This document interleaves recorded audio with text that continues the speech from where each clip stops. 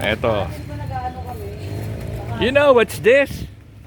This is Star Apple. Apple Star. If you want to be a superstar, eat all of this. A kilo of Star Apple. And you will be a superstar like Nora Honor. No, just joking. O, eto dito kami sa Cambridge. O, ayan. Tapos ako ba? Eto. Ayan yun. Ako ba? Ako ba? Ayan. Kainan. Ayan. Bumili ako ng Apple. Saan galing po to? Saan galing? Sa Bulacan.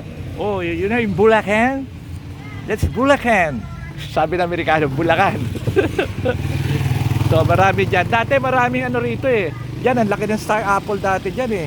Eto, may Star Apple rin dito eh. So, meron. Daming Star Apple dito sa Quezon City no, nawala eh. Marami din matigas. So ito, Star Apple. From Bulacan. Ayan, kita nyo, ayan. Oy. Tingin na kayo rito, hala ko. May palya. Star Apple. Magkano po kilo? Magkano kilo? 100? 100 pesos a kilo.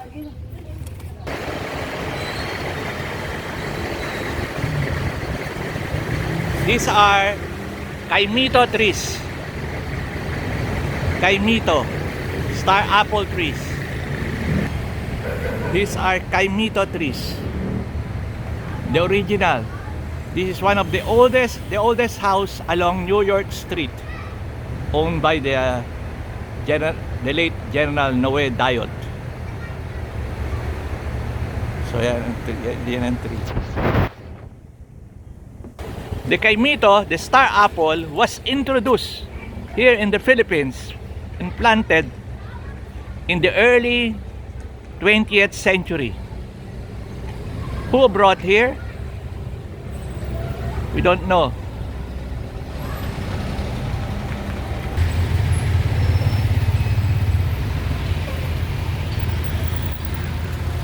Dati sa Cubao, halos mga bahay ay may Kaimito.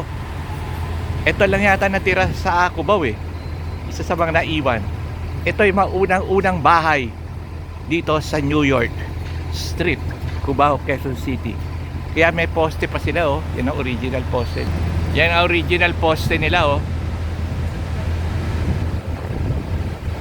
Na kumukuha pa sila ng electric current from EDSA o Highway 54. Ito New York ngayon oh. Talagang commercial jungle eh oh. Dahil sa mga buses, provincial buses.